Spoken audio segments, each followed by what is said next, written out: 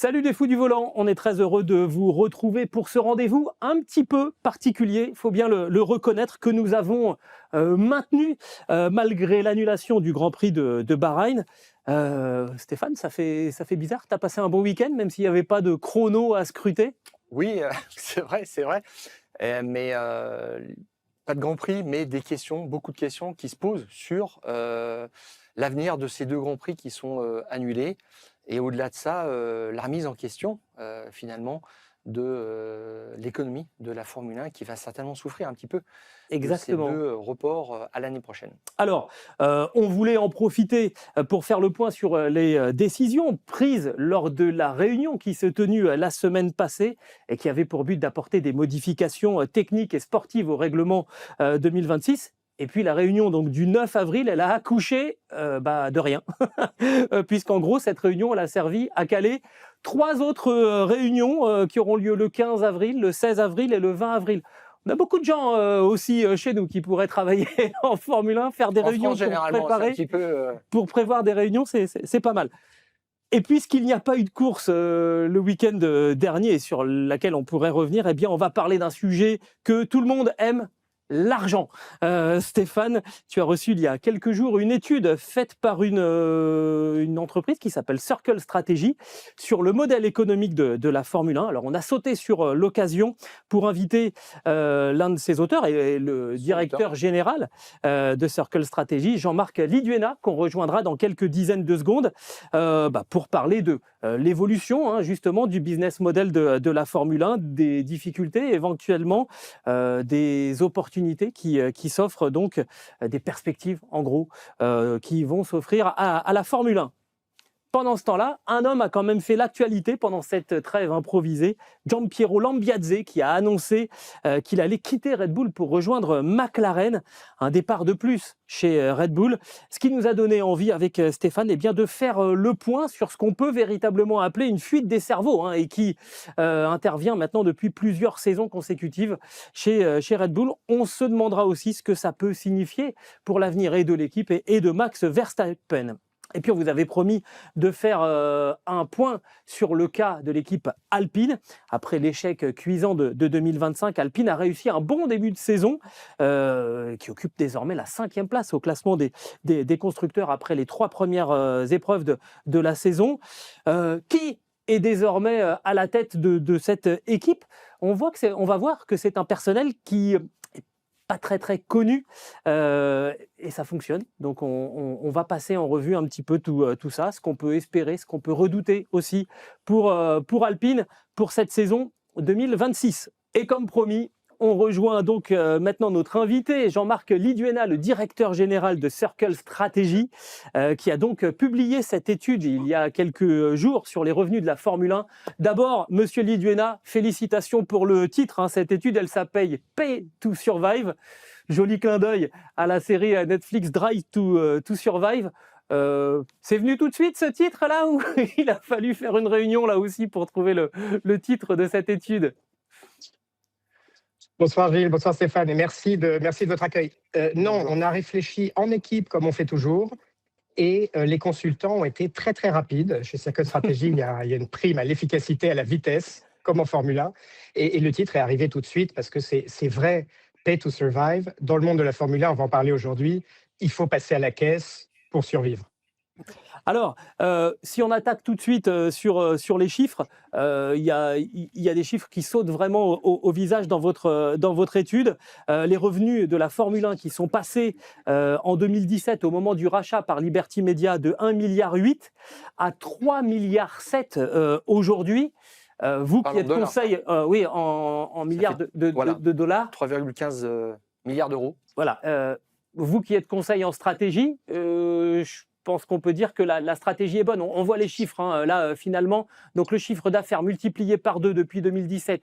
On a quasiment doublé le nombre de sponsors, des sponsors qui sont désormais à moitié en provenance des États-Unis et donc 3,15 milliards d'euros de revenus pour la franchise en 2025. Je crois qu'on peut valider cette stratégie, monsieur Liduena. Oui. C'est une stratégie exceptionnelle de Liberty Media qui a racheté en effet en 2017, je ne dirais pas à prix coûtant ou à prix cassé, mais pour une bouchée de pain la franchise Formule 1 et qui a appliqué une recette stratégique de médias et non pas de sport à la franchise Formule 1. Et donc, on est vraiment sur un business model qui a évolué et le doublement en quelques années du chiffre d'affaires n'est pas neutre. À titre de comparaison, ça vaut toujours la peine de comparer le PGA, le Golf Tour, c'est la moitié à peu près du chiffre d'affaires. Et Dieu sait que c'est un sport qui brasse beaucoup d'argent aussi. J'ai agrégé les 4 tournois du Grand Chelem de tennis. On est à peu près à 1,5 milliard en termes de recettes, c'est-à-dire la moitié de la Formule 1. Donc on voit bien qu'on est sur un business model de croissance, un business model à succès, et toutes les recettes de chiffre d'affaires sont bien présentes, que ce soit, vous l'avez évoqué, le sponsoring, les téléspectateurs, les spectateurs, évidemment, des Grands Prix, et puis les villes qui passent à la caisse aussi, et enfin les écuries. Donc tout le monde paye et contribue à ce chiffre d'affaires redoutable, exceptionnel, doublé en quelques années, vous l'avez dit, mais c'est quand même une croissance de 10% par an en moyenne. Il y a très peu de business aujourd'hui, vu le contexte, qui travaillent à plus de 10% de croissance par an. On va parler justement de tous ceux qui passent à la caisse en Formule 1, Stéphane, en commençant par les organisateurs de Grand Prix eux-mêmes. On a compilé les 8 plus gros contributeurs de la saison. Oui, il en ressort en fait que c'est la nouvelle économie qui a pris place en Formule 1 des pays du Golfe. Dans cette liste-là, vous n'avez qu'une destination européenne, c'est Madrid, le nouveau Grand Prix. À part ça, le Barycentre se déplace en Asie, en Chine, aux États-Unis, du côté de Las Vegas ou dans la région du Moyen-Orient, l'Arabie Saoudite, Bahreïn, Abu Dhabi, le Qatar, effectivement. Et ça interpelle véritablement parce que là, l'annulation des Grands Prix de Bahreïn et d'Arabie Saoudite, ça représente un manque à gagner de 115 millions d'euros pour la Formule 1 en termes de prix de plateau, c'est-à-dire c'est le ticket d'entrée. Vous voulez organiser un Grand Prix aujourd'hui, c'est ce qu'on vous demande d'abord avant de commencer à discuter. Donc pour Bahreïn, c'est 60 millions d'euros qui doivent être mis sur la table avant d'avoir une date, d'espérer avoir une date, parce qu'après il faut des infrastructures qui sont top, qui répondent aux meilleurs standards. Bon, alors ça fait tout ça, ce manque à gagner de 115 millions, ça représente 12% du prix du plateau qui était attendu pour 2024. Et quelqu'un comme Stefano pour 2026. 2026, pardon. Et Stefano Domenicali, qui est le boss du promoteur de la Formule 1, dit effectivement ça représente beaucoup. Ces 2 Grands Prix sont très importants pour l'économie de la Formule 1, ce qu'on comprend bien. Et si on imagine que le Qatar et Abu Dhabi devaient sauter aussi en fin de saison, ça ferait 23% de manque à gagner. On verrait si ils pourraient les remplacer. Mais en tous les cas, la question c'est est-ce que ça ne remettrait pas en cause le modèle le business model de la Formule 1? On vous pose la question, Jean-Marc. Bien sûr. Et vous posez là tous les deux la bonne question, c'est-à-dire que Liberty Media, qui a un énorme succès, on l'a dit en termes de chiffre d'affaires et de croissance, qui a aussi, c'est important de le souligner, un énorme succès en termes de valorisation. On l'a dit, ils avaient acheté à peu près 4 milliards, la franchise en 2017. Aujourd'hui, elle est estimée aux alentours de 20 milliards de valorisation. Et on sait que leur objectif, puisqu'ils ont refusé des offres à 20 milliards d'achat, on sait que leur objectif est à 50 milliards. Donc, c'est un modèle d'hypercroissance, comme on l'a dit. Là-dedans, l'augmentation des prix du plateau et les fees qui sont à payer par chaque nouvelle ville et chaque nouveau circuit ont suivi cette croissance exponentielle. Pour vous donner un benchmark, là aussi, Monaco, pour avoir le circuit de Monaco, qui est la course la plus emblématique de l'année, le fee est à peu près à 17 millions d'euros versus les 45, 50, 60 qui sont payés par les autres sites. Donc, on voit bien qu'il y a une explosion des tarifs par ces nouvelles villes. La deuxième chose... Excusez-moi, l'idée justement, on voit que ça a augmenté, mais qu'en même temps, ça donne une certaine dépendance de ces pays du Moyen-Orient. Et là, en ce moment, on en parle beaucoup. Déjà 2 Grands Prix annulés, même si apparemment, il y a quand même peut-être la possibilité de réintroduire l'Arabie Saoudite au chausse-pied dans le calendrier. Mais est-ce qu'on peut se passer aussi du Qatar et d'Abu Dhabi? Est-ce que économiquement, ça mettrait la Formule 1 en danger? Eh ben, la Formule 1 et ce modèle de domination financière éprouve la vulnérabilité de son modèle cette année et une exposition qui n'était absolument pas perçue, qui est celle de la géopolitique. Et vous l'aviez bien montré, dans toutes les villes du Moyen-Orient, ce qui s'est passé, c'est qu'on a privilégié l'effacement des racines européennes de la Formule 1 au bénéfice de là, ce qu'on appelait dans notre étude Circle Strategy, la gulfisation. Ce n'est pas un beau mot, mais c'est un petit peu ce qui s'est passé. C'est la course au pétrodollar par rapport à la vieille monnaie dévaluée européenne. Et on voit bien les sorties de Imola, de Paul Ricard en France, de Zandvoort qui sont prévues, sont compensées par ces tickets extrêmement élevés du Moyen-Orient. Mais le Moyen-Orient est en guerre, les bombes pleuvent, et on ne peut que le regretter, et c'est dommage. Mais on voit bien la vulnérabilité de ce modèle surexposé aux risques du Moyen-Orient aujourd'hui. Et ça peut Il est aussi s'écrouler, très ça, exposé au modèle américain. et ça peut s'écrouler si on reste là sur les Grands Prix du Golfe. Ça peut vraiment remettre en question le business model? Il faut espérer la paix, Gilles. C'est la seule Oui, chose ça qu'on c'est puisse sûr. espérer. Mais si, À commencer si par les gens, l'incertitude avant de dure, parler du business. bien sûr, ben évidemment. Mais si cette incertitude dure, si ce conflit armé dure, si la pluie de bombes et le risque en fait de bombes perdure, alors oui, ça fragilise très très très sérieusement le modèle. Si vous faites l'addition des 5 grands prix entre 45 et 50 millions d'euros, ben vous voyez bien qu'il y a 200 millions simplement de cotisations de FII annuelles qui disparaissent. 5 Et Grands Prix tout ce parce qui que va après, c'est-à-dire les sponsors. 5 Grands Prix parce Ben, que on vous y a incluez Bakou, c'est ça? oui, l'Azerbaïdjan, j'inclus Ouais. Azerbaïdjan, Royaume d'Arabie Saoudite, Qatar, Bahreïn et UAE. Ok. Donc c'est ça les 5 à risque aujourd'hui. Je crois que le risque est pas nul et un business exposé à un risque géopolitique doit impérativement reconfigurer sa stratégie. C'est un petit peu ce qu'on dit dans l'étude de Circle. Surtout que le promoteur de la Formule 1 a voulu voir loin, se donner de la visibilité parce que c'est pris de plateau en augmentation considérable. Le Grand Prix de Austin a été renouvelé l'année dernière pour 40 millions d'euros. C'est un prix encore qui monte. Eh bien, ça veut dire que l'organisateur, il doit avoir une visibilité sur plusieurs années pour espérer une rentabilité, ce qui fait que, eh bien, l'engagement moyen d'un contrat aujourd'hui en Formule 1, c'est 2032. La moyenne des contrats. Alors, on va jusqu'à... Ah oui, il y en a qui on va le vont voir beaucoup sur plus ce loin. plateau. Ouais. Tout à fait, sur ce panneau, Miami et l'Autriche, c'est jusqu'en 2041, l'Australie 2037, etc. Donc là, on voit Bahreïn 2036. Et puis, ces grands prix qui sont positionnés effectivement dans le Golfe, Arabie Saoudite et Abu Dhabi, c'est 2030. Le Qatar, c'est 2032. Et donc, Bahreïn 2036. Ça veut dire qu'il y a une vraie question qui se pose.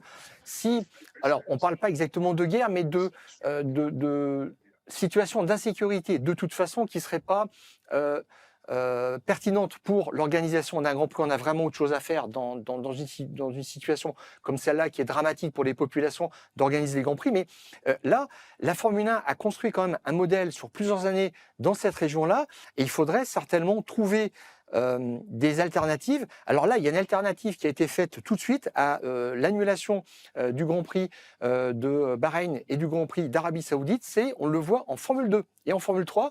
Eh ben là, ils ont dit, en fait, on va piloter en Formule 2 et en Formule 3 pour la première fois à Miami et à Montréal. Ça veut dire, est-ce que finalement le territoire des États-Unis ne serait pas une valeur refuge? Et quand on voit ça aussi, on a 3 grands prix aujourd'hui parce qu'on a une américanisation de la Formule 1.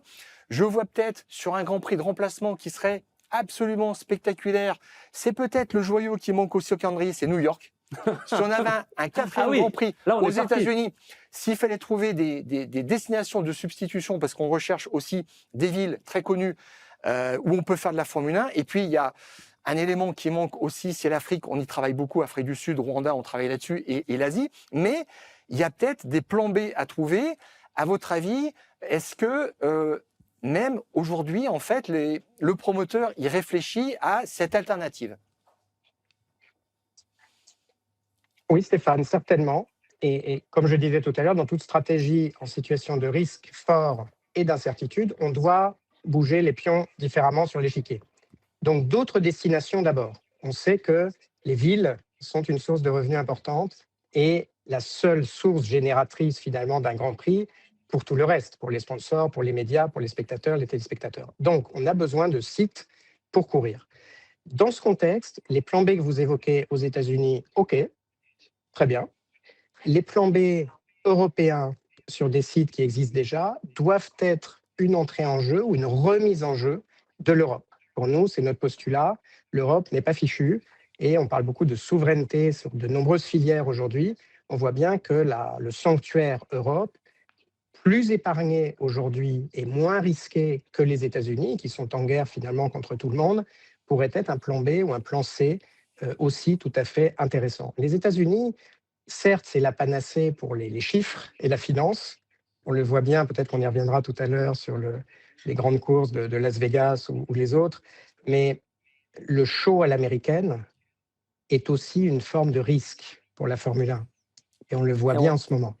Est-ce qu'il n'y on va y pas perd un avoir une petit peu. lassitude des publics? Eh oui, Exactement, mais restons sur il faut l'exemple de penser Las à ça. Vegas parce que restons sur l'exemple de Las Vegas qui est quand même assez incroyable. On a découvert ça alors avec du bon, du moins bon, mais les chiffres que vous relevez dans votre étude, assez spectaculaires. Bon, 310 000 spectateurs en 3 jours. Bon, ça, il y a des grands prix qui le font.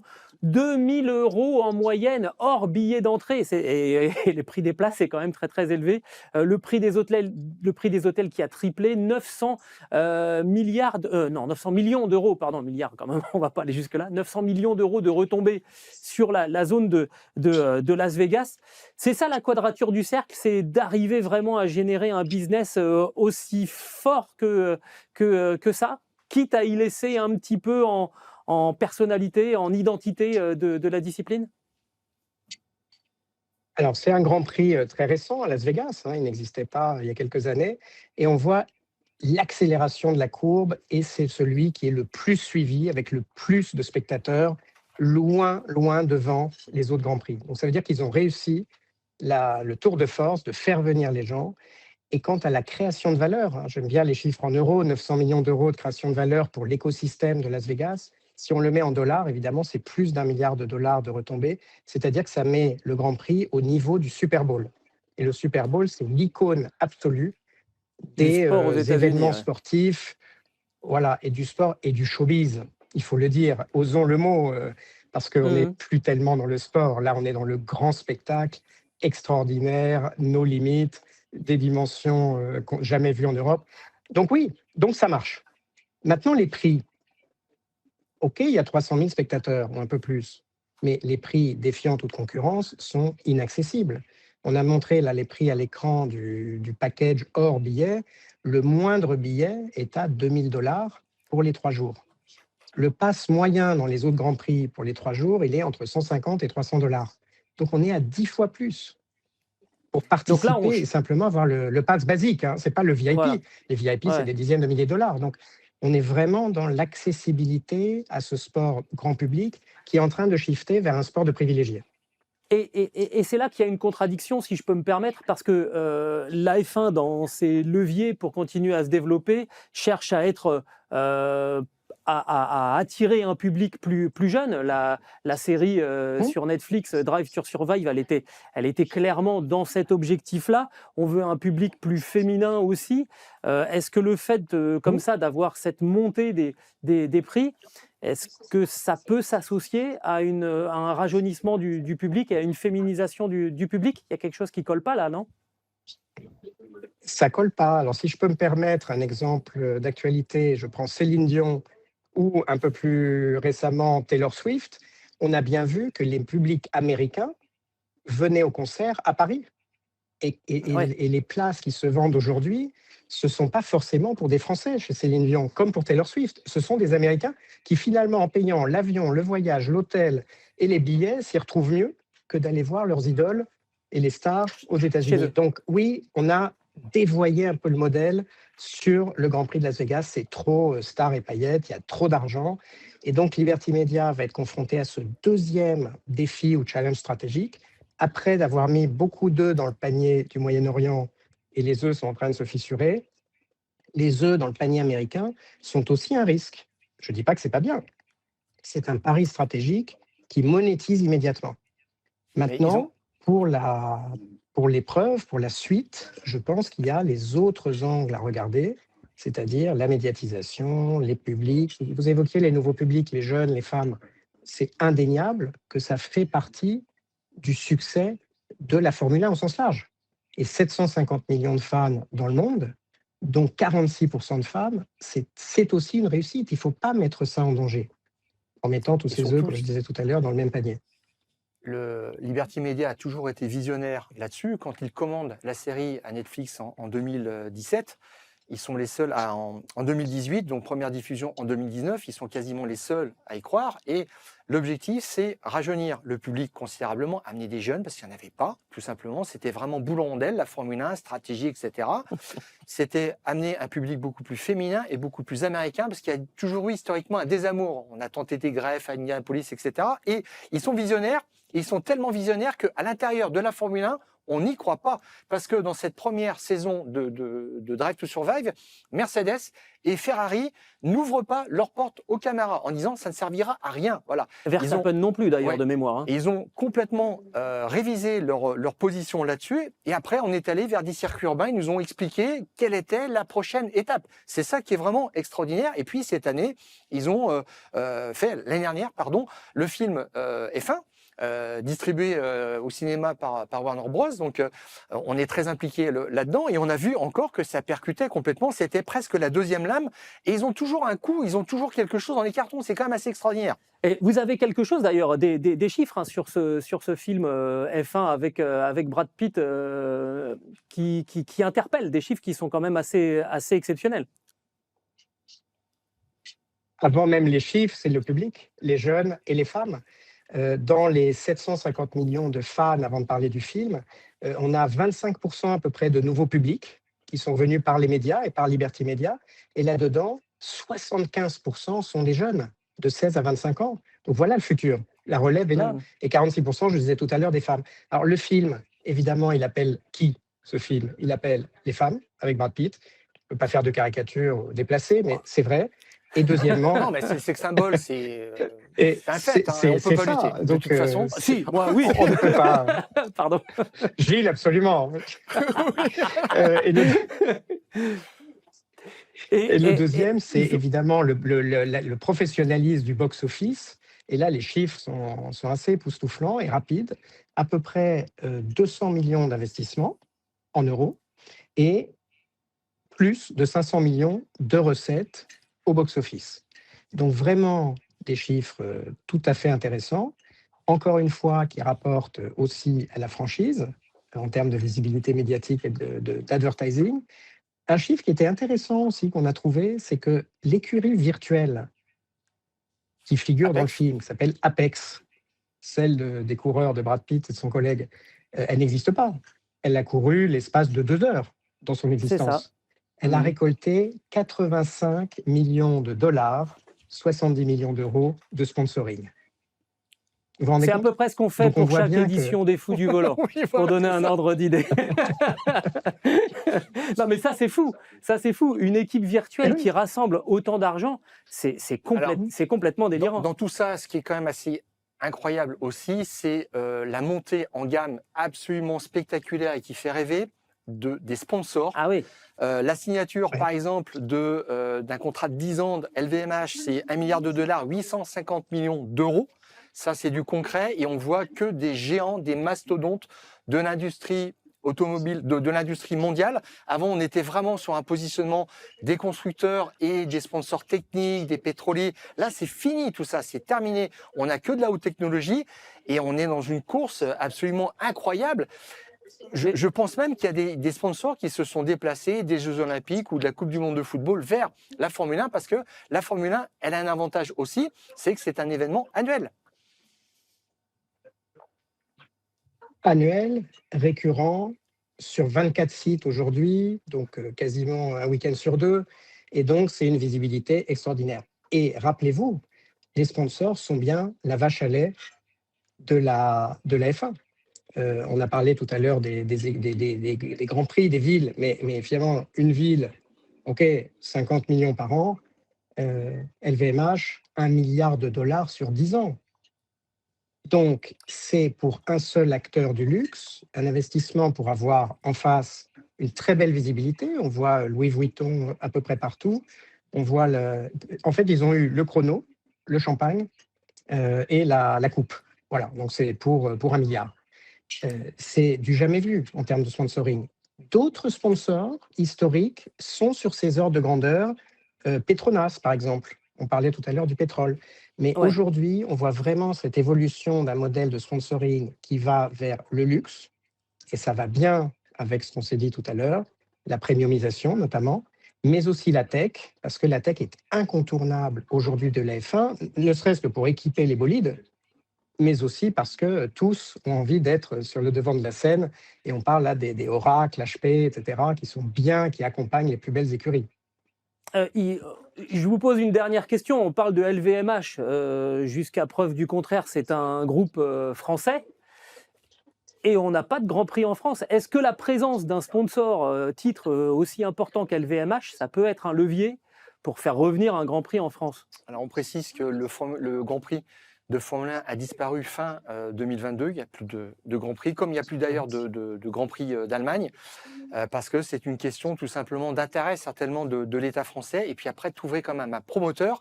Et le ticket d'entrée ne serait pas énorme. À l'époque, c'était 22 millions d'euros. La Belgique a signé pour une année sur deux en alternance avec Barcelone pour 25 millions. Donc il y a quand même une possibilité qui existe de revoir un Grand Prix, mais il faut quand même la volonté. Est-ce qu'on a du côté de la Formule 1 ou même du côté d'LVMH la volonté d'avoir un Grand Prix en France? Je ne connais pas la volonté de souveraineté de LVMH, mais évidemment, ça ne peut pas faire de mal. Et on voit aujourd'hui des écuries européennes qui sont de tout premier plan, hein, les McLaren, les Red Bull, les Mercedes, les Ferrari, tout ça, ce sont des écuries d'origine européenne et qui réussissent, sont les mieux classées dans les courses. Et donc, le retour à des circuits européens, et peut-être la France, serait pour moi souhaitable, parce que ça fait partie de cette diversification du risque stratégique. On l'a vu vis-à-vis du Moyen-Orient et vis-à-vis des États-Unis qui dévoient un petit peu le modèle vers du super spectacle plutôt que de la vraie course automobile. Donc, retour en France, pourquoi pas? C'est une diversification, à condition, comme Stéphane vous le disiez, d'avoir les publics, les spectateurs, les téléspectateurs et l'intérêt. Je suis certain que la France, qui a une histoire automobile de premier plan, un petit peu moins avec Alpine en ce moment, mais on ne peut que souhaiter que ça aille mieux. Mais avec Le Mans, notamment, on n'est pas obligé de retourner chez Paul Ricard non plus, comme circuit. Il y a des solutions qui peuvent exister. Donc, oui, c'est un angle stratégique qu'il faut explorer. Oui, que LVMH soit là, ça peut aider. Et oui, que l'Europe soit vraiment une destination aujourd'hui historique et qui pourrait revenir dans la course, serait une bonne chose. Merci beaucoup, Jean-Marc Lidionat, d'avoir été avec nous aujourd'hui dans Les Fous du Volant. Cette étude Pay to Survive de Circle Strategy, votre entreprise, elle nous a beaucoup intéressés et je suis persuadé que les gens qui nous suivent auront appris des choses sur le modèle économique, le business model, comme on dit, de la Formule 1. Merci beaucoup. Merci Jean-Marc. Merci Gilles, merci Stéphane. Et bravo les Fous du Volant. Merci. Merci beaucoup.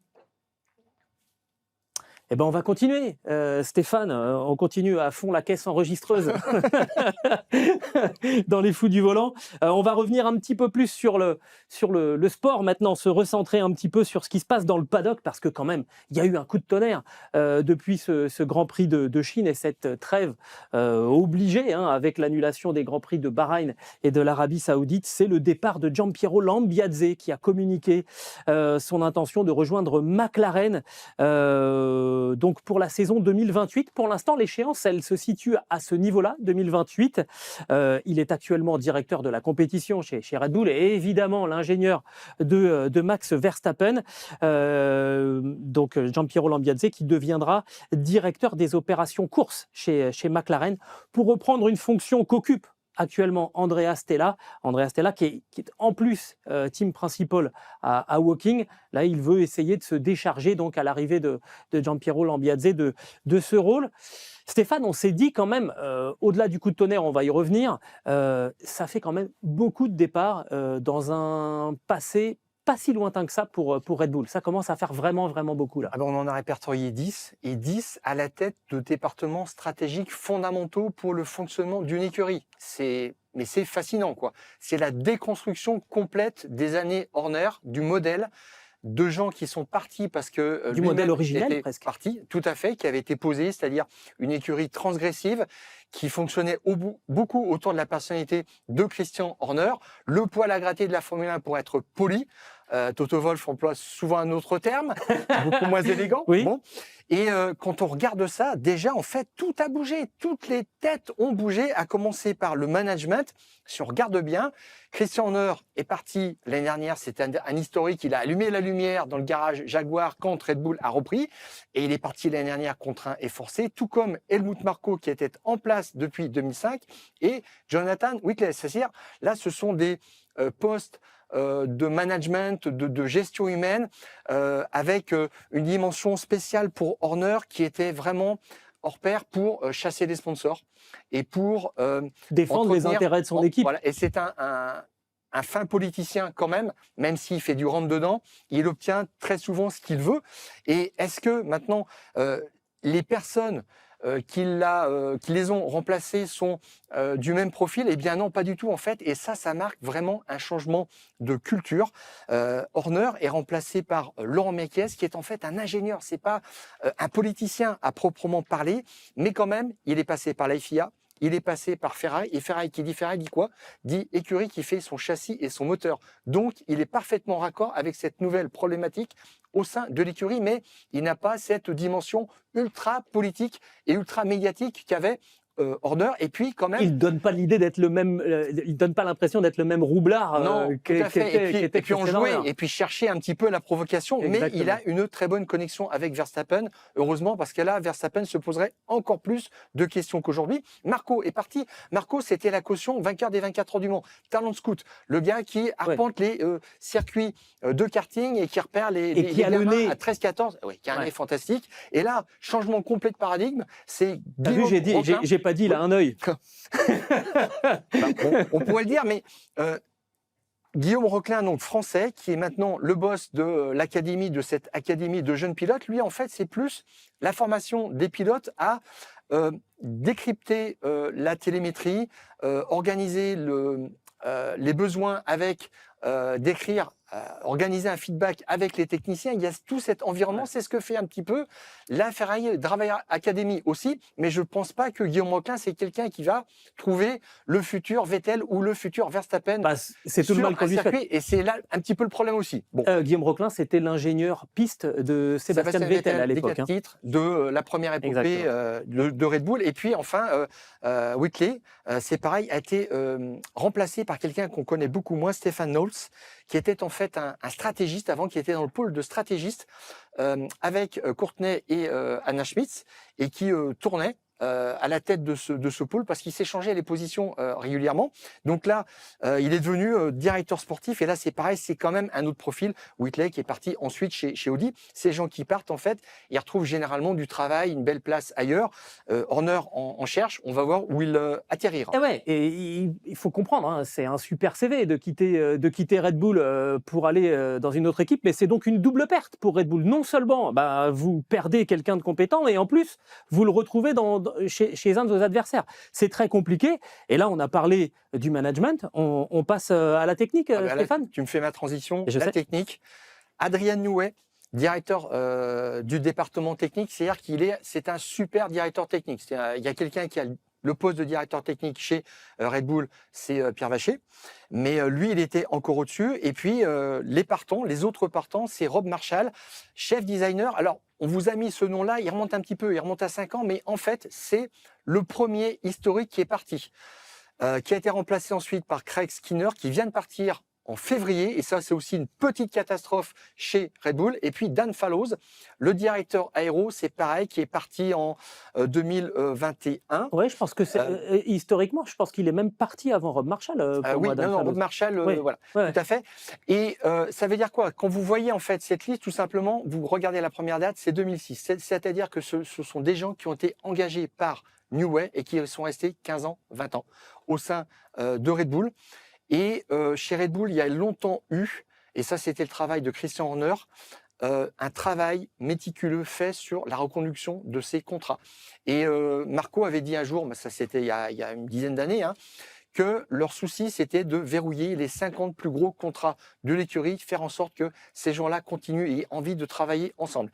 Eh bien, toute cette aventure a duré une bonne quinzaine d'années. Ce qui est déjà un exploit en soi. Mais complètement, complètement. Et maintenant, on voit que ça se délite complètement. Les gens partent les uns après les autres. Et Je vais faire un jeu de mots que tu as fait toi-même et je ne sais pas si tu vas l'assumer. Red Bull donne des ailes. Complètement, tout à fait. C'est ça. C'est-à-dire que les gens, en fait, s'envolent et vont ailleurs. Alors, ils vont tellement ailleurs que dans les remplaçants New Web, en fait, il n'a pas été remplacé. Non. Chez Red Bull, il n'y a pas un poste parce que, en fait, New Web est irremplaçable. Il n'y a pas un autre profil existant en Formule 1. Skinner, qu'est-ce qui va se passer? On n'a pas trouvé encore son remplaçant, mais il y a John Owen, le chef designer de Mercedes, qui a fait une très bonne voiture cette année, qui a annoncé son départ en début de saison, qui va faire encore quelques semaines, quelques mois chez Mercedes avant de partir. On ne sait pas où, mais là, il y a une belle place à prendre chez Red Bull. Ça serait une belle prise pour Red Bull vu les problèmes actuels. Et puis, Dan Fallows, donc ça remonte un petit peu plus loin. Son job a été pris par Enrico Balbo. Ça, c'est quelqu'un dont on ne parle pas trop, mais aussi, c'est pareil. Là, c'est devenu vraiment un taulier de l'équipe. Mais encore une fois, ça, c'est les années Horner, Marco, etc. Tout le système, même Verstappen, à la technique, au management, qui disparaît et qui est remplacé par quelque chose d'autre. Ça veut dire que Red Bull devient petit à petit une autre écurie et ça se voit aussi au niveau de l'exploitation. Allez, on continue. Alors, troisième page avec les changements au niveau de l'exploitation, avec évidemment Giampiero Lambiase qui va partir, donc ça sera a priori fin 2027. Encore exactement à déterminer le moment où alors tellement déterminé qu'il a re-signé en fin de saison 2025. Ça, c'était vraiment le premier dossier quand Laurent Mekies est arrivé qu'il avait ça sur son bureau, re-signé Giampiero Lambiase qui se posait des questions. Il va jusqu'en 2027. McLaren a dit il arrive en 2028, mais il y a gardening leave, il y a une période de carence, donc qui va durer à peu près 6 mois pour quelqu'un de ce niveau quand même. Donc ça veut dire que McLaren ne va pas commencer à travailler tout de suite avec lui, mais je trouve que l'annoncer maintenant, c'est assez élégant de sa part parce qu'il donne quand même le temps à Red Bull de s'organiser. On va revenir là-dessus. Et puis Will Courtney, qui était le chef stratégiste, est parti chez McLaren. Lui, il s'occupe plus de la direction sportive. Et Lee Stevenson, mine de rien, c'est le chef mécanicien attitré, le numéro 1 de la voiture de Max Verstappen, qui voit une personne de plus dans son environnement immédiat, le quitter.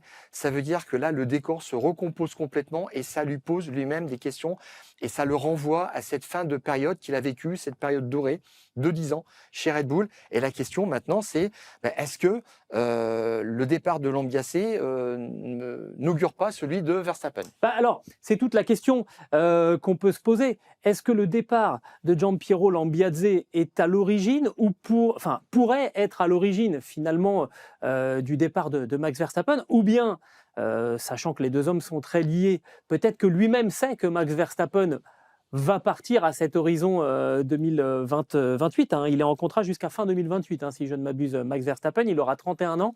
Est-ce que c'est pas sa chance-là que Giampiero Lambiase a pris la décision de partir dans cette zone-là de temps? C'est difficile de savoir lequel est à l'origine de l'autre. C'est une vraie question. Verstappen avait dit il y a quelques années, moi je ne me vois pas travailler en Formule 1 avec quelqu'un d'autre que Giampiero. Que Giampiero Lambiase, qui pourrait être remplacé à terme par Paul Monaghan. Alors ça, c'est l'ingénieur en chef, on verra bien.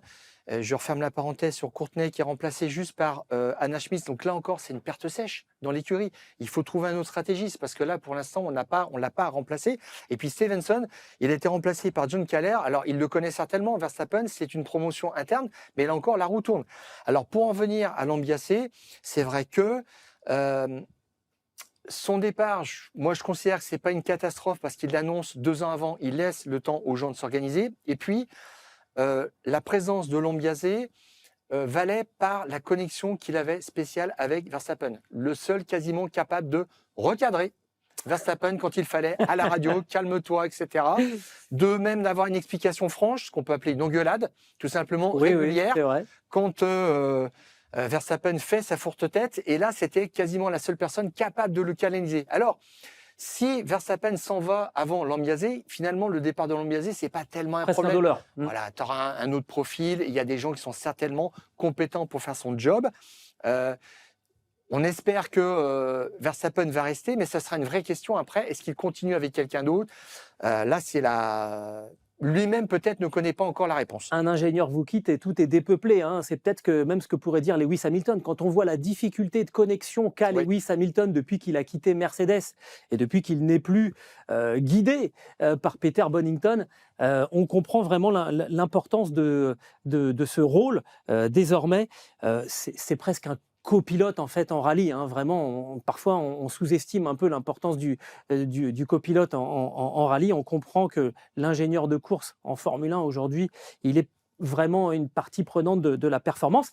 Et puisqu'on parle de performance, tout cela, ça arrive, cette annonce, elle arrive à un moment où Red Bull réalise, vous allez voir ce graphique, le moins bon début de saison de Red Bull. Hein, vous voyez, 2026 complètement à droite, 6e au classement des constructeurs après 3 Grands Prix.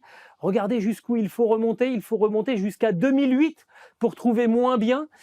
C'était donc une 7e place après 3 Grands Prix pour Red Bull. Là, on retourne aux années, c'était Coulthard et je ne sais même plus qui d'ailleurs en 2008, les pilotes chez Red Bull. C'est plus du tout la même envergure qu'avait cette équipe à l'époque. Est-ce que toutes ces pertes de matière grise, Stéphane, ne sont pas en train de se traduire en ce moment par un délitement des performances? Ah ben moi, j'y vois une relation de cause à effet direct, c'est vrai. Là, en fait, quand tu regardes bien, la Red Bull, la RB22, en fait, concentre tout ce que tu peux retrouver comme défaut sur une voiture.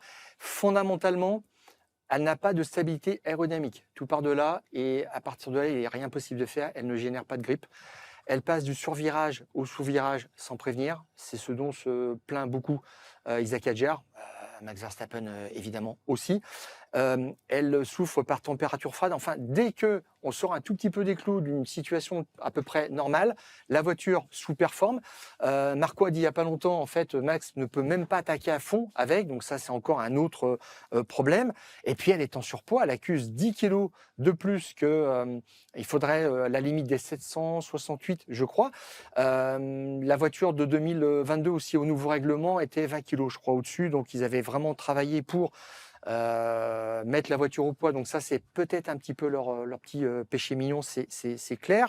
Et puis, le plus grave aussi, ce que dit Isaac Hadjar, c'est que on a des chiffres à l'usine et on ne les retrouve pas en piste. Il n'y a pas de corrélation, il n'y a rien, on est mais grave perdu. La soufflerie, hein, c'était un des sujets. Le plus inquiétant, Laurent Mekies a dit que c'est vrai qu'ils avaient cru au titre pilote jusqu'au dernier moment l'année dernière. Ils ont poussé pour ça, pour avoir du développement. Il n'a pas expliqué que par ça, mais il a dit certainement que ça a un petit peu joué. Moi, plus globalement, je me souviens qu'ils avaient très très bien fait le shift 2021-2022. 2021, une lutte acharnée pour arracher le titre contre Mercedes et Lewis Hamilton jusqu'au dernier Grand Prix. Ça ne les avait pas empêchés de produire une très bonne voiture en 2022. Sauf que là, en fait, si tu as des bons fondamentaux, tu poses la voiture sur la piste, c'est ce qui se passe par exemple chez Alpine, on y reviendra, ta base est bonne et tout le monde dit la même chose. Il nous manque maintenant du temps, du développement, parce qu'on sait où maintenant progresser. Dans quelle direction aller, ouais. Et donc, dans quelle direction aller. Là, ce n'est pas du tout le cas. Ça veut dire qu'à la base, dès le départ, le postulat technique était mauvais, malheureusement. Et ce qui est complètement hallucinant, c'est que ça signifie que c'est la première Red Bull vraiment ratée de l'histoire de l'écurie. Alors, c'est aussi la première saison lors de laquelle Red Bull fait son châssis comme d'habitude et son moteur. Ça aussi, ça a dû forcément jouer. Paradoxalement, le moteur, il a l'air plutôt bien réussi hein, sur les chiffres qui circulent. Il n'y a pas un gros déficit de puissance par rapport à Mercedes, qui est le moteur le plus puissant. C'est clairement, apparemment, du côté du châssis que ça pêche un petit peu quand même. Le moteur, je peux te garantir qu'ils vont s'en plaindre, parce que là, il y a la duo qui revient, c'est-à-dire un correctif spécialement fait pour les motoristes un peu en retard en termes de puissance. pour leur accorder un petit développement supplémentaire pour se remettre à niveau. Le but, c'est de ne pas nourrir une course à l'armement en termes de développement de moteur, mais d'arriver à peu près à une égalisation pour qu'on ne parle plus justement des moteurs, mais qu'on se concentre sur autre chose dans un environnement avec un budget capé. Mais le moteur, il a quand même eu 2 défaillances sévères. Oui. Avec Isaac Hadjar à Melbourne et puis, si je me souviens bien, Verstappen en Chine. C'est un vrai problème, ça leur a coûté des gros points, comme tu dis, le plus mauvais démarrage depuis un très gros moment, et puis 3 Grands Prix sans un tour leader quand même. L'année dernière, ils ont mené quand même 15 courses sur 24. Il n'y a eu qu'une séquence où ils n'ont pas mené un seul tour, 3 Grands Prix de suite. C'était un peu à l'accident. Là, c'est devenu la norme. C'est quand même autre chose. Donc, c'est assez inquiétant. Là, je ne sais même pas comment est-ce qu'ils vont devoir faire, parce que si tu te lances dans des grands travaux, en fait, explose le budget cap. Mais pourtant, il faut bien que tu travailles sur quelque chose, parce que là, ta base de voiture, c'est la base de voiture de 2027. Donc, tu es coincé. Il faut faire quelque chose. Et ce quelque chose, à mon sens, c'est importer de la matière grise de l'extérieur. Et quand je dis matière grise, on a parlé de John Owen. Ouais. Bon, alors, il est sur le marché, théoriquement. Il annonce qu'il partait, donc je pense qu'il connaît déjà sa prochaine destination. Est-ce que ça serait Red Bull? Mais Adrian Newey qui est parti, qui a laissé Pierre Vacher un petit peu tout seul, un chef designer qui manque. Enfin, là, maintenant, il y a des trous dans l'organigramme qui sont béants. Je ne les vois pas s'en sortir comme ça. Voilà pour Red Bull, qui doit donc réagir. Bon, ils ont quand même un phénomène avec Max Verstappen, même si là, on sent qu'en ce moment, tout Max Verstappen qu'il est, il n'arrive pas à compenser les faiblesses de son auto. Et puis, malheureusement pour lui, il y a Isaac Hadjar qui arrive dans ce contexte. Ah ben quand tu vois qu'il est doit éliminé en vraiment pas être Q2 facile. au dernier Grand Prix, tu te dis il y a un vrai souci. Il y a un vrai souci, Il y a un vrai clairement. souci. On parle d'Alpine maintenant, parce que c'est presque l'antithèse de Red Bull en ce début de saison. Alpine, la firme au A fléché vers le haut, c'est la question qu'on va se poser. Alpine qui occupe la 5e place au classement des constructeurs après 3 Grands Prix disputés. Le retour dans le club des 5, c'est la première fois depuis 2022 pour Alpine.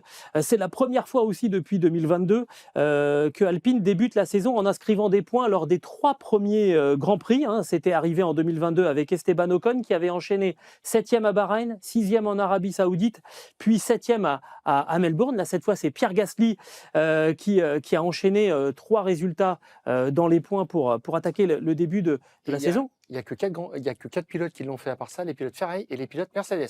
Ce qui est quand même la référence. Ce qui est quand même une belle référence. Et d'ailleurs, Pierre Gasly dit que c'est peut-être la meilleure voiture, la meilleure F1 qu'il ait pilotée. Avec l'AlphaTauri. Avec l'AlphaTauri. C'est quand même une déclaration qui est assez forte. Alors, on s'est un petit peu posé la question. On a cassé beaucoup de sucre sur le dos d'Alpine, la décision d'arrêter le moteur à Viry-Châtillon. Excusez-nous, mais nous, on a du mal. C'est un renoncement, de toute façon. C'est quand même un renoncement, même si la solution technique semble fonctionner, puisque en adoptant le moteur Mercedes, les résultats sont là. Le personnel a été quand même largement, encore une fois, changé. On parle beaucoup de Flavio Briatore. Et puis on s'est dit, mais dis donc, en fait, il y a qui maintenant aux manettes dans cette équipe ? Puisqu'on s'est posé la question, on vous donne la réponse, parce que c'est un peu comme le gouvernement français, il y a beaucoup de gens, on ne les connaît pas. Alors, on va commencer par Philippe Krief, qui est le président d'Alpine. Un monsieur qui est assez discret. C'est ce que j'allais dire, là c'est la discrétion de toute façon, c'est la absolue. ligne d'en dessous qu'il faut regarder, Flavio Briatore. C'est l'inverse. Conseiller exécutif, pardon, excusez-moi. Ok. Et après, on commence avec la pierre angulaire dans ce recrutement, Steve Nielsen. J'ai le sentiment, Stéphane, qu'il y a eu un avant et un après l'arrivée de Steve Nielsen dans cette équipe Alpine. Non, mais là, il est là pour faire, c'est un administratif, il est là pour faire tourner l'équipe. C'est un ancien directeur sportif, historique, ex-FIA, donc qui a beaucoup de connexions. Ça, c'est très judicieux, c'est très intéressant. Briatore avait besoin de faire le travail qu'il avait été obligé de faire pendant quelques semaines, mois. Et puis, on voit David Sanchez, directeur technique exécutif. Alors, ils aiment bien exécutif chez Alpine, je ne sais pas pourquoi.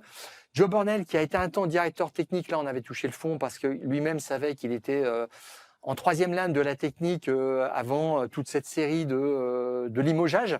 Et il est revenu à un poste cohérent. Et c'est ça qui est bien, en fait, là aussi. Lui, ce maintenant, il est poste-là. sur l'ingénierie. Hein. Tout à fait. Ça veut dire que ils ont déterminé, c'est ça qui est le plus important dans une équipe, c'est mettre une personne au bon poste. Et Dans pas son secteur. Voilà, tout à fait. Pas la mettre à un poste au-dessus. Parce que ça lui ferait certainement plaisir, mais ça amène des problèmes très très vite. Et puis, tu as d'autres gens qu'on ne connaît pas tellement. Dave Greenwood, qui est le directeur de la compétition, et je l'ai mis là, Jason Somerville, qui n'est pas officiellement dans l'organigramme au mois d'avril, mais qui va arriver en tant que directeur aérodynamique. C'est un historique de grandes écuries, et ça, c'est une très belle prise aussi, et ça va permettre à l'écurie de bien se développer, et ça, c'est un recrutement qui a été certainement guidé, inspiré par David Sanchez, qui est définitivement la bonne pioche dans l'histoire. On en parlait il y a plusieurs mois, voire 2-3 ans, en disant, mais on tourne, il y a des gens, des chefs designers qui cherchent des jobs, pourquoi est-ce qu'on ne prend pas un David Sanchez qui était chef designer chez Ferrari? Et on sait que les gens qui sont numéro 2 ou numéro 3 autour d'un directeur technique, quand ils ont une certaine expérience, ils aspirent forcément à devenir directeur technique. Eh bien, on a tenté le pari. Pour moi, c'est un pari gagnant et c'est cet homme-là qui a tout changé chez Alpine. Alors, dans cet organigramme, il y a un nom qui n'apparaît pas. C'est celui de François Provost, qui lui est le président, directeur général du groupe Renault. Et le problème, c'est que ce monsieur, il n'aime pas du tout le sport et il n'aime pas la Formule 1 non plus. Dacia se retire du Rallye Raid. Alpine se retire Après avoir gagné la dernière édition du Dakar. La dernière édition du WEC. Du WEC. Non, Alpine. Oui, Alpine, oui, d'accord. Alpine, en WEC. Ouais, Voilà, tout à fait. Donc, Alpine gagne en WEC, ça commence à décoller, on ferme. Ils n'ont pas gagné le WEC, hein, ils n'ont pas gagné le championnat du monde. Ils ont gagné la dernière épreuve, la manche de clôture. Mais on sent en tout cas qu'il se passe quelque chose. Il y a eu un gros recrutement chez Alpine en endurance, des gens beaucoup en provenance de Porsche, hein, d'ailleurs. On arrête aussi cette activité. J'ai envie de dire, quand vous êtes le PDG du groupe Renault, que vous n'avez pas un fort penchant pour la compétition et que votre équipe, elle est 5e au classement des constructeurs, alors qu'elle était 10e en fin de saison l'an dernier, là, vite, hop, vous sortez votre panneau à vendre. Ouais. La mariée est belle. Ça y ressemble complètement. Alors surtout on parlait business juste avant avec Jean-Marc Lidouina. Sur toute cette économie de la Formule 1, le budget capé fait que aujourd'hui, tu sais ce que tu dépenses dans l'année et après tout est revenu, c'est du plus pour tes actionnaires, pour ton constructeur. Ça veut dire que tu peux même rester en Formule 1 en sachant que les affaires vont être bonnes. Mmh. Alors tu peux fonctionner comme ça et tu peux même devenir, si tu pousses un petit peu le raisonnement, une écurie sur le modèle de Sauber. Tu deviens une plateforme opérationnelle qui fabrique un châssis, qui s'équipe d'un moteur, qui dit voilà, fallait vers tel ou tel moteur, c'est ce que faisait Sauber avec Ferrari. Et après, tu arrives et tu dis, bah, je représente Alfa Romeo, j'ai tant à mettre, ok, on va courir sous votre nom pendant 2-3 ans. Et l'affaire est réglée.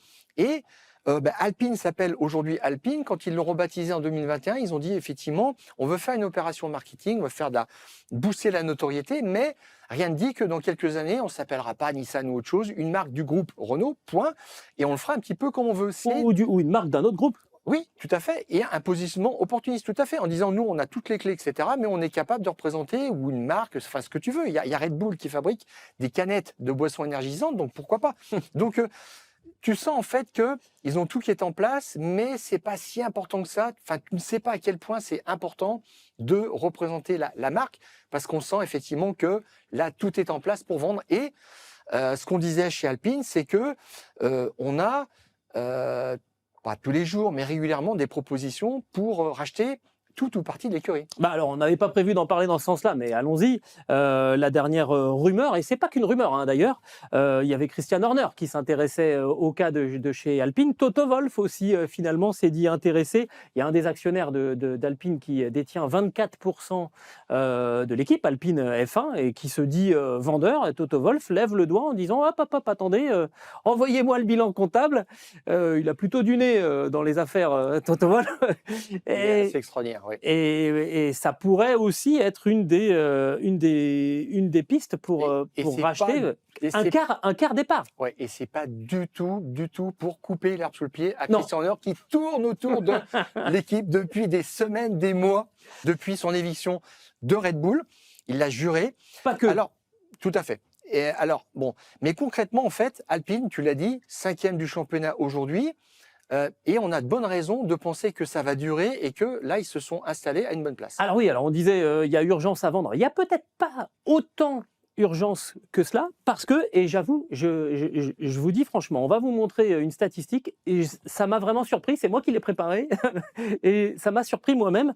Alpine a plutôt, dans son ADN, la capacité à progresser en cours de saison. Hein. Si on reprend depuis qu'Alpine est appelé Alpine en 2021, position à mi-saison, à ce moment-là, il y avait 22 Grands Prix, 5e, fin de saison, 5e, et vous voyez la répartition des points. Hein. 49 points inscrits sur la première moitié. 49% des points inscrits, effectivement, Stéphane. Le total de la saison. Inscrits sur la première moitié du championnat. 51, là c'était vraiment à un point près, on était quasiment à l'équilibre. En 2022, 4e à mi-saison, avec 47% des points marqués sur l'ensemble. On a accéléré un petit peu le nombre de points marqués sur la deuxième moitié du championnat. 2023, là, la tendance s'accélère encore plus, 39% à la fin de la première moitié de saison. Alpine est 6e et il y a une belle augmentation du nombre de points. 61% inscrits sur la deuxième moitié du championnat. Là, on a quand même un gros delta, même si ça se traduit pas par une amélioration au niveau de la place. 2024, là, on est peut-être même un petit peu dans l'excès, 8e du championnat après 3 courses, après la moitié du championnat. 14% seulement, enfin il y a eu... Je crois qu'il y a eu un méga week-end à Sao Paulo à 35 points, enfin, exactement. Le jackpot absolu. Exactement, on avait marqué 9 points sur la première moitié de championnat, sur un total de 65 points. Et puis il y a l'année dernière, où là c'est le contre-exemple, où on a marqué 86% des points sur la première moitié et 14% seulement des points sur la deuxième moitié. Mais là on avait carrément dit qu'on arrêtait tout le développement, sachant qu'on abandonnait le moteur Renault dans l'Alpine. Donc c'est une équipe qui sait finalement progresser en cours de saison. Cette 5e place, elle peut être bonifiée, ça paraît quand même un petit peu compliqué, mais en tout cas maintenue éventuellement par Alpine, parce que en plus il y a un petit peu de marge quand même. Stéphane, il y a un indicateur qui est pas un truc absolument infaillible, mais c'est un chiffre qui donne souvent quand même une bonne idée du niveau de préparation d'une voiture. C'est le poids ou éventuellement le surpoids des monoplaces en début de saison. Et dans cette course-là, Alpine est plutôt bien placé aussi. C'est le bon boulot de David Sanchez et de son équipe. Effectivement, ils ont juste un surpoids de 3 kilos. Alors, on a coutume de dire que 10 kilos sur un tour à peu près, c'est au minimum 25 centièmes. 2 dixièmes et demi, ça peut aller jusqu'à 4 dixièmes sur des circuits très lents. On va dire à peu près 3 dixièmes, donc c'est mineur. Là, on voit par rapport à Williams. Catastrophe Williams, 26 kilos de trop. Ouais, Jan Vols avait dit l'année dernière qu'en fait, il manquait encore des outils industriels à l'usine pour fabriquer en fait des pièces qui pèsent moins lourd. Je ne me demandais pas plus, mais c'était dû à des investissements qui allaient arriver, qui allaient permettre de combler cet écart, parce qu'effectivement, 26 kilos, c'est extravagant. Mais 10 on a l'impression qu'on leur a pas donné les bons chiffres du poids de cette année. Rocky, c'est 768 kilos. 10 kilos de plus pour Red Bull et Aston Martin, 7 kilos pour Cadillac. C'est un tour de force. Cadillac qui arrive en Formule 1, capable de faire une voiture juste 7 kilos au-dessus du poids, c'est génial. Et puis As qui sont à 1 kilo au-dessus du poids limite, parce que ça, c'est l'école Ferrari, forcément. Et puis, en dehors de ces surpoids, il y a McLaren qui est juste pile sur la balance au poids voulu, 768 kilos. Et Mercedes, Ferrari et Audi qui sont un peu en dessous.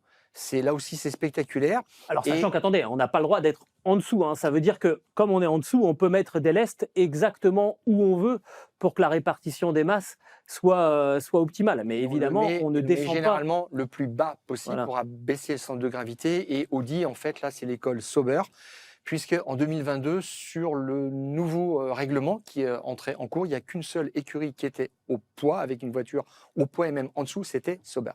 Tout à fait, dirigé par Fred Vasseur, qui depuis est chez Ferrari, qui sait aussi faire des voitures sous poids CQFD. J'en fais la parenthèse. Alors, ça c'est encore Bref, un ça, bon, c'est le point sérieux pour de Alpine. David Sanchez. Alors maintenant, un point qui peut éventuellement être un petit peu inquiétant, c'est que pour l'instant, Alpine a attrapé le syndrome Red Bull, c'est-à-dire qu'il n'y a qu'un pilote dans cette équipe, et ça commence à faire un petit moment que ça dure parce que Franco Colapinto ne délivre pas, alors que Pierre Gasly, et on le disait avant le début de la saison, Pierre Gasly va avoir besoin de montrer quelque chose, de vraiment sortir du lot en se disant mais dis donc ce qu'il fait quand même c'est balèze. Bah oui, mais là en ce moment Franco Colapinto lui il prend la réussite du français en plein dans les dents parce que ça ne marche pas du tout. Qualif moyenne de Gasly, c'est 11e. Qualif moyenne de Colapinto, c'est 16e. Il y a 5 places d'écart, c'est intolérable. Là, ça ne peut pas continuer longtemps comme ça. On vous avait suggéré, encore en début d'année, quand on avait revu Colapinto, que les critères ne sont pas simplement sportifs dans l'esprit de Flavio Briatore. On a l'impression que les chiffres encore de cette année sont corroborés parce qu'effectivement, Colapinto qualifié 16e, 12e, 15e pour des places à l'arrivée qui sont 14e, 10e, 16e. C'est quand même pas terrible. Et là, effectivement, avec un autre pilote, il pourrait doubler le capital point. Alors, ça ne les mettrait pas à la 4e place, mais ça les ferait sortir un petit peu d'un entre-deux là qui va devenir problématique. Donc ça sera la prochaine piste. Hein.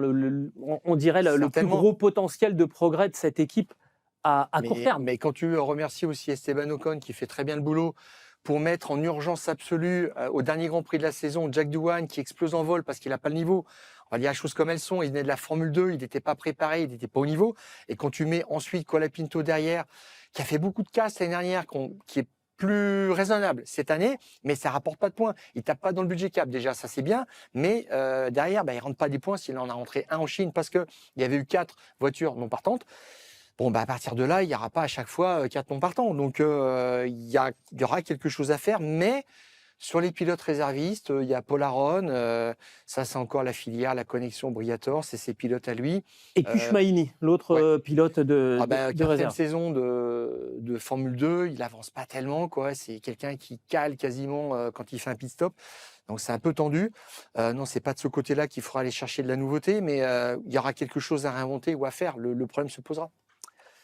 Voilà donc pour le cas de Alpine qui va se présenter donc à Miami avec cette 5e place au classement des constructeurs en poche. Miami, prochain arrêt.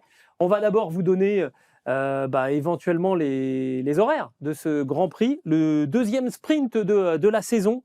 Vendredi 1er mai, on attaque. Là, c'est pas chômé pour la Formule 1. 18h30, la première séance d'essai libre. Et la qualif, donc, pour la course sprint sera à 22h30. Une seule séance d'essai libre après plus d'un mois d'inactivité. Enfin, d'inactivité, en tout cas sans roulage. Mais on peut imaginer que les ordinateurs ont turbiné pendant un mois. Il n'y aura qu'une séance d'essai libre pour voir si la corrélation fonctionne. Le samedi, la course sprint donc à 18h et on enchaînera à 22h avec la qualification pour le Grand Prix. Et dimanche, le Grand Prix sera à 22h. Voilà pour les horaires. Un petit mot du circuit de Miami Garden. Circuit dessiné autour du stade des Dolphins par Clive Bowen. Je te dis ça juste pour dire qu'on a trouvé un circuit qui n'est pas dessiné par Herman Tilke ou son fils. Bon. Et intéressant. Circuit mais vraiment purement urbain. On va voir ce que va donner le sprint. Question Pirelli, c'est on repasse dans la gamme la plus tendre parce qu'on est quasiment sur un circuit urbain comme à Melbourne et comme ce sera le cas aussi à Montréal. Donc C3, C4, C5 et des conditions de piste qui ne posent pas vraiment de problème sur les gommes. C'est pas du tout abrasif. Il y a simplement une grosse évolution d'une séance à l'autre à surveiller forcément parce que on ne roule jamais sur ce circuit évidemment. Et puis il y a quelque chose qui, alors donc ça donnera un arrêt probablement en course sauf impondérable. Et puis il y aura juste une dimension quand même assez stratégique qui est toujours intéressant, gros effet undercut. Donc attention, là, il faudra bien surveiller, être attentif à la radio, messieurs, sur la hotline. Ce sera intéressant. Et puis, il y a un petit bonbon supplémentaire sur ce week-end de Miami, puisque c'est une première historique. La Formule 1 débarque en Amérique. Alors quand je dis en Amérique, c'est aux États-Unis et au Canada, à Miami et à Montréal, puisque les dates qui sont tombées à l'eau de Bahreïn et d'Arabie Saoudite, là où devait aller la Formule 2, ont été déplacées sur le territoire, le continent américain. Et ça, tu vois, ça, Gilles, on en parlait aussi un petit peu, c'est une sorte de plan B de Formula One qui a trouvé, alors qui n'exploite pas directement la Formule 2 et la Formule 3, mais il y avait un trou de 2 mois dans le calendrier. Dans ces catégories-là, et ça c'était insupportable, il fallait trouver une solution. Je trouve ça absolument génial. Alors, c'est presque logique en fait de les emmener sur ce circuit. Tout à fait, et on parlait aussi sur ces 2 circuits. 2 fois cours sur coup, et on posait la question aussi après de l'éventualité, point d'interrogation autour du Qatar, c'est pas encore une réalité, hein, mais c'est dans 6 mois. 6 mois, c'est demain à l'échelle de la Formule 1. Qatar et Abu Dhabi qui refermeront la saison, et là c'est pareil. On voit peut-être qu'il y aura des solutions, des plans B, Austin, Mexico, Sao Paulo. On verra si on y retourne et si le continent américain est un territoire refuge pour ces catégories-là aussi. Et pour revenir à la Formule 1, Miami, ce sera un test important pour Colton Herta, qui court après les points de super licence. On va faire la FP1 ? Tout à fait. Je pense pas quand même, parce que là, il faut se focaliser sur la F2. D'accord. Oui, non, j'y étais pas du tout. Oui, d'accord, ok. Tout à fait. Ouais. C'est le pilote américain venant de l'Indy qui a laissé tomber l'Indy pour dire, moi, mon objectif, c'est arriver en Formule 1 avec Cadillac. Et qui s'engage en Formule 2. Complètement d'accord. Et qui s'est engagé en Formule 2 et qui s'est donné un C- pour son premier, alors sur les notes A, B, C, C-, sur son premier week-end de course à Melbourne, c'est assez tendu.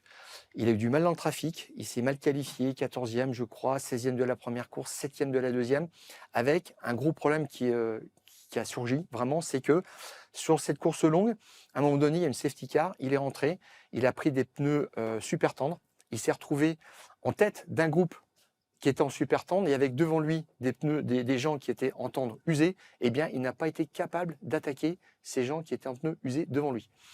Et ça pose une vraie question sur l'adaptation des pilotes d'IndyCar, même en Formule 2, ce qui est une surprise, parce que là, ce qu'il est en train de tester, ça n'était jamais arrivé. Et au-delà de ça, ça pose la question de où se situe l'IndyCar entre la F1 et la F2, au niveau sportif, et c'est peut-être beaucoup plus près de la F2 qu'on l'imaginait. Alors c'est lui qui va donner les réponses au fur et à mesure, mais là il joue à domicile, il a le soutien de Mario Andretti qui a dit pas d'affolement, il va bosser, ça va le faire, mais pour l'instant il n'a pas compris l'utilisation des pneumatiques, ce qui est un petit peu inquiétant. Donc on va regarder aussi ces courses-là, en plus de la F1 qui aura un programme déjà bien chargé. Bon, débuter à Melbourne, en plus, c'était pas un cadeau. Colton Herta qui est 11e du championnat de Formule 2. Est-ce qu'on a quelque chose à rajouter ? Non, hein, donc ce Grand Prix qui aura lieu le 1er, le 2 et le 3 mai. Nous, on se retrouvera le mardi suivant. D'ici là, peut-être que les multiples réunions de la FIA auront conduit à certaines décisions de modification du règlement sportif et ou technique. Tout ça, ça sera à suivre évidemment sur le site eurosport.fr et on en reparlera au surlendemain de ce Grand Prix de Miami avec Stéphane. Et d'ici là, on coupe le contact.